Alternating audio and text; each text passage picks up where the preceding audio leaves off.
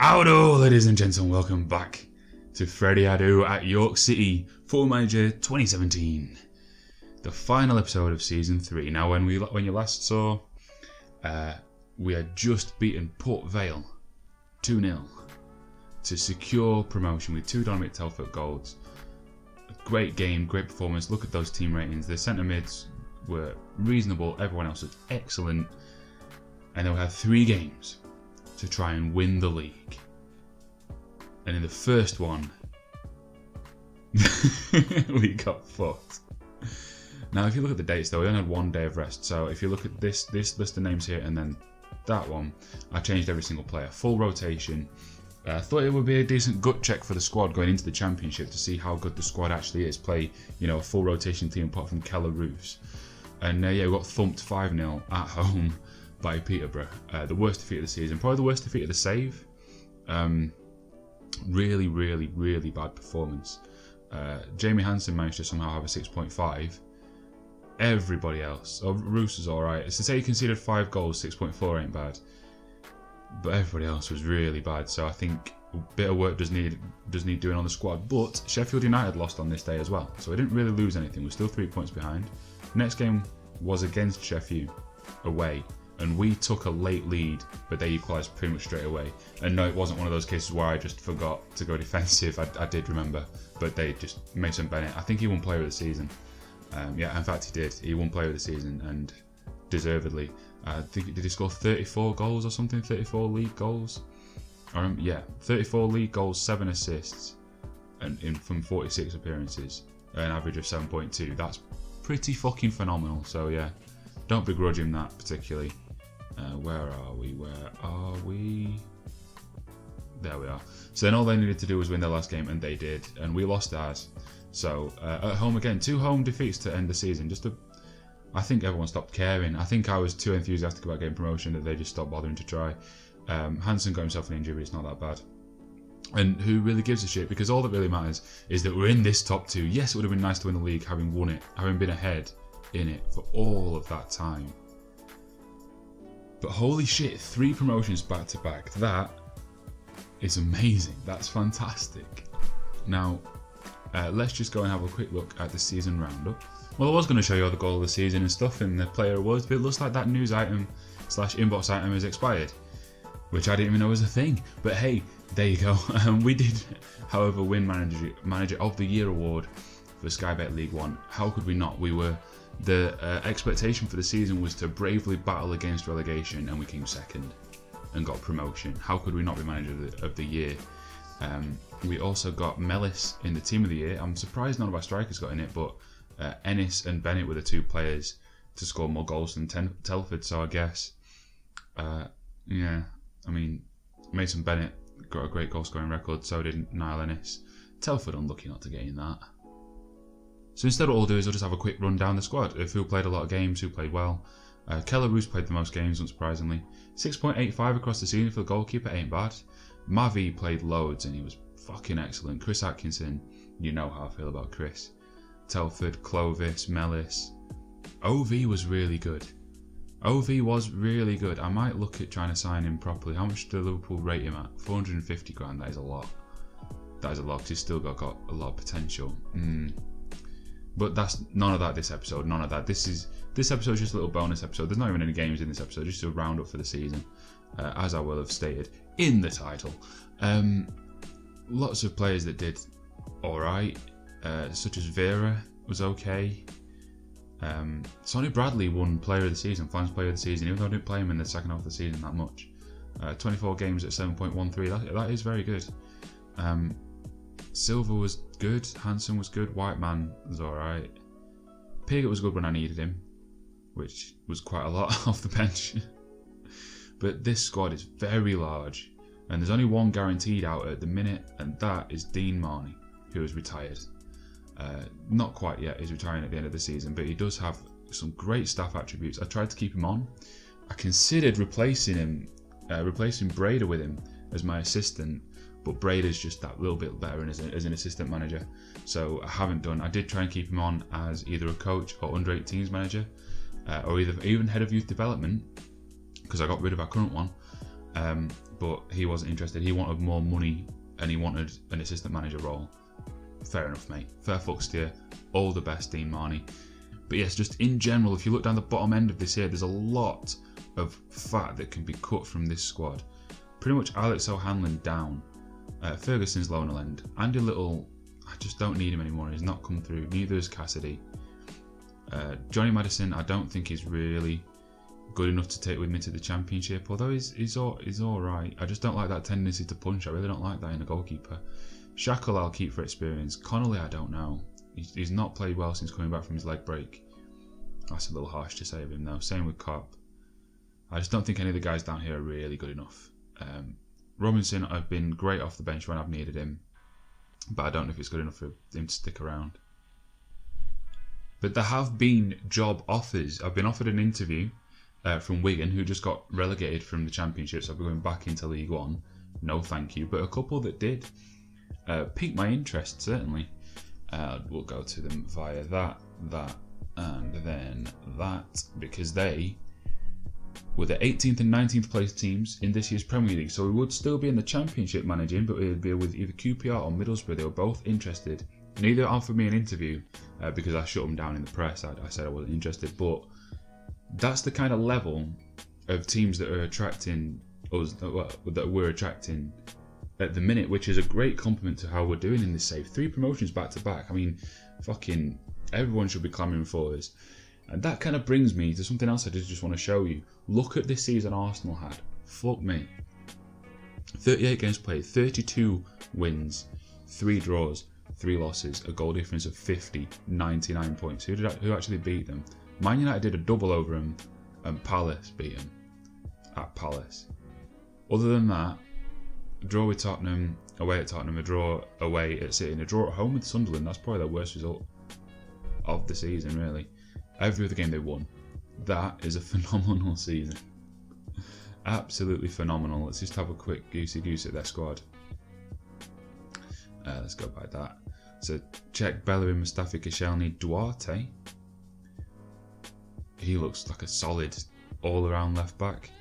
Ramsey, Xhaka, Ox, Wilshere has been playing. He's injured. What a shock. Sanchez, Dybala.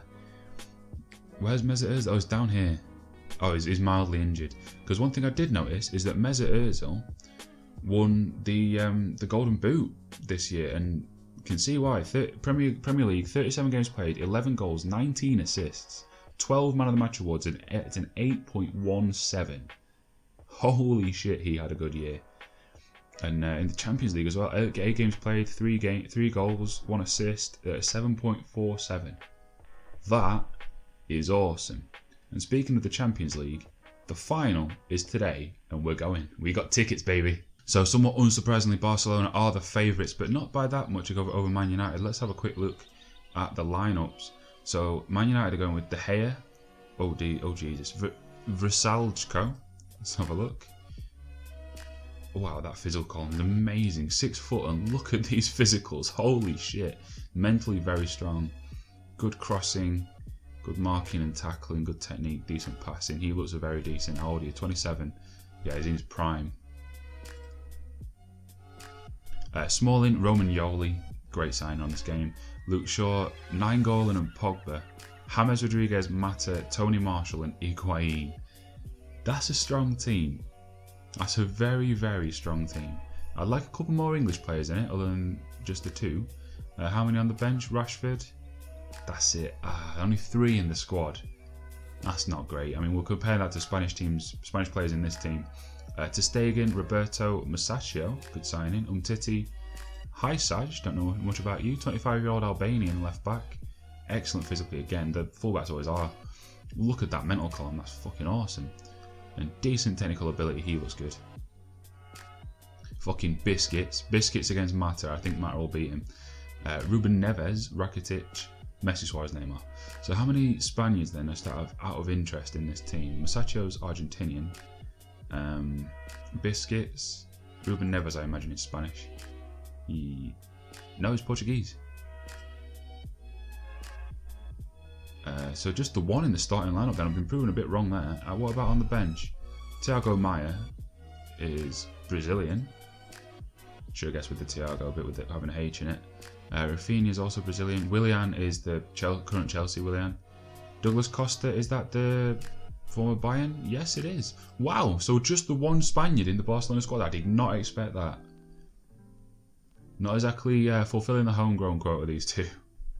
Now, I do know that Jose Mourinho is still managing Man United. I just have a quick look who's managing Barcelona. I didn't look at that. It is still Luis Enrique in this. So they've both kept their jobs for 3 years. Let's see if they both can after tonight.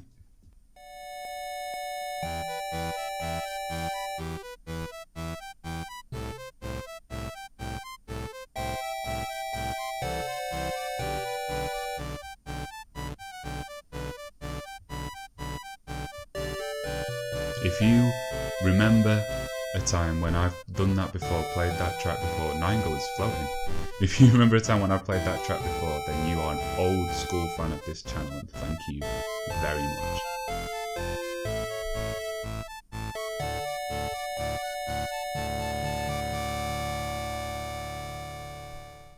First chance then, Masaccio takes the free kick short to Rakitic, looking for Messi, doesn't find him. Tony Marshall will run away up the left, find Soggy Poggy.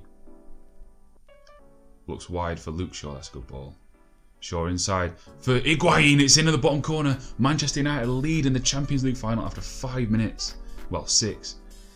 6 minutes in, and Man United lead. Will they switch to more defensive, knowing Mourinho as their manager? Almost definitely yes. Although with that centre mid pairing of Pogba and Nainggolan, you know, that's a lot of physicality in the middle and a hell of a lot of quality. Nainggolan probably the best centre mid in the world right now, on form.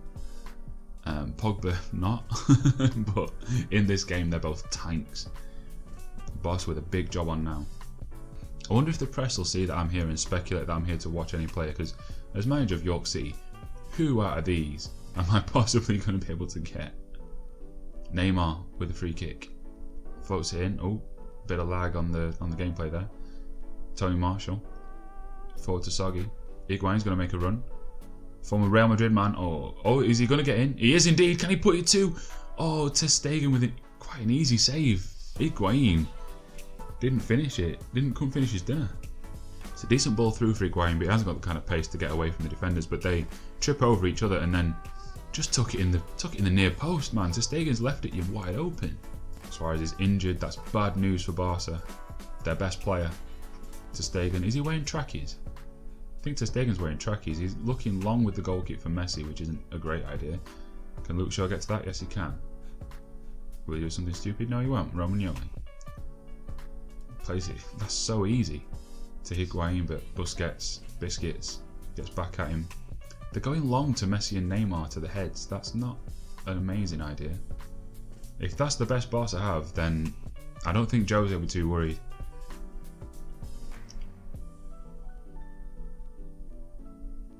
But the highlight is not over. Tony Marshall, oh, great skill. Leaves Sergio Roberto in his dust. Oh my fucking days! We have just witnessed an all-time great Champions League final goal. Pop that one in the top drawer with Zidane's against Leverkusen. The run, the way he skinned Roberto, and then... Oh, that's a peach. No one's saving that. That's phenomenal from Tony Marshall. 3 injuries on the pitch for Barca. Haisaj, Neves and Suarez all mild injured here. What's Enrique doing? He's got to change his look, particularly Haisaj. Oh, there he goes. just Samba-rating him. He makes the change at half-time. Second half kicks off. Immediately into a Barcelona corner, which Rakitic plays deep, headed away. Neymar picks it up though. Neymar has a bang, which blocked easily. Higuain, Mata. Barca win it back well. Suarez looking for Messi. Can Messi respond? Can Suarez? Can Neymar? No. De Gea with a good save.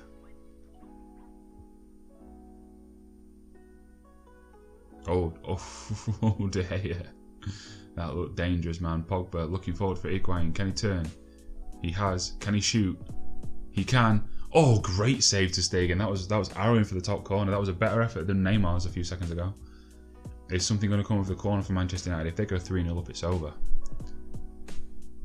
Deep corner, and ter Stegen fields it easily.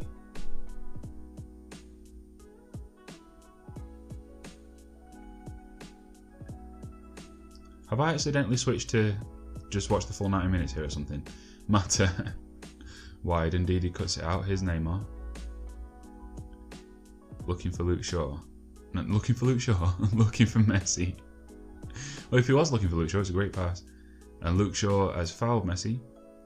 Am I just watching the entire game here? Is that what's happening?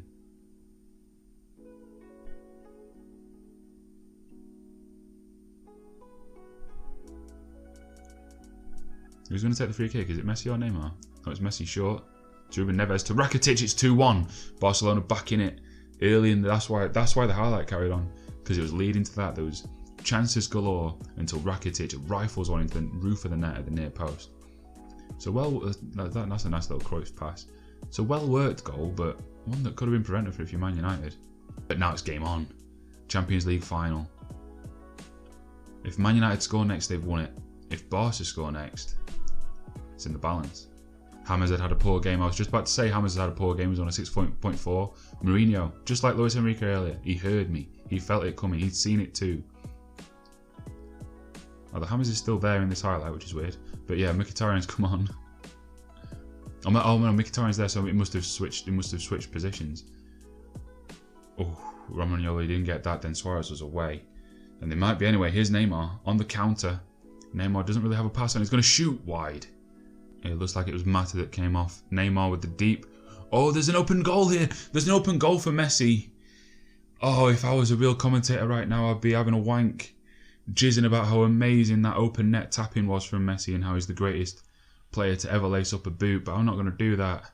I'm just going to tell you it's a tap in, and it's poor goalkeeping from De Gea. His defenders clearly have it. Where is he going? And Barcelona have been kind of gifted level, and Mourinho, it's two changes in defence, brings Darmian and Blind in for Smalling and that right back that they had, whose name I have forgotten. Let's scroll down a little bit. That's it. Musacchio. Can Barcelona win it here? What a comeback that would be. Ruben Neves. Wide for Neymar. Rafinha's now up front. And Rafinha's through. Can he finish? Can he win the Champions League? Messi with another tap in. What a turnaround. Man United, they've made all their subs. They've made 2 defensive changes, and that's it now. They've no more changes to make. They were in the driving seat after that wonder goal from Tony Marshall, and they have pissed it away. Why is nobody back? Rafinha across the box. De Gea doesn't go for it. Messi with a tap in. Luke Shaw let him go. But it's not over. Ter Stegen. To Musacchio. Umtiti. Ndidi. This would already be one of the greatest Champions League finals ever. If something else happens, then it's unquestionable. Oh, and Neymar's going to score another. It's 4-2. Manchester United. Oh, you guys would be crying. You'd be so devastated if this happened for real. Oh, Man United fans, you wait through the hardship, you wait through the downtimes, you get back into the big time, back to the Champions League final. You're winning 2-0 at half time against Barcelona. And then you shit the bed. Oh, that would be hilarious if that happened. That would be so funny. And that is going to be that. Messi's going to put this corner in. It's going to get headed away. And then the confetti will fall for Barcelona.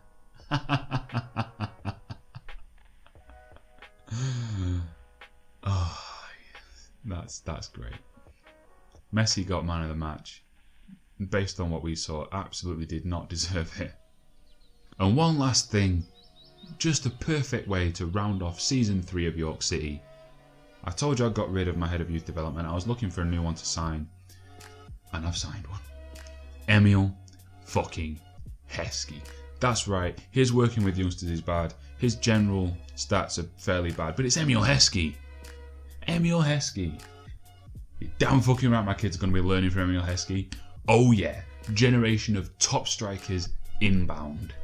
So join me next time to see the transfer window in the first game, maybe 2, I'll decide when we get there, of Season 4 of York City in the Championship. Holy shit. Franny, we're coming for you. We're going to overtake you. Best believe that, mate. Best believe that. If you want to see that, go hit subscribe, hit like, hit share, go to the comments. I'll see you next time. Peace.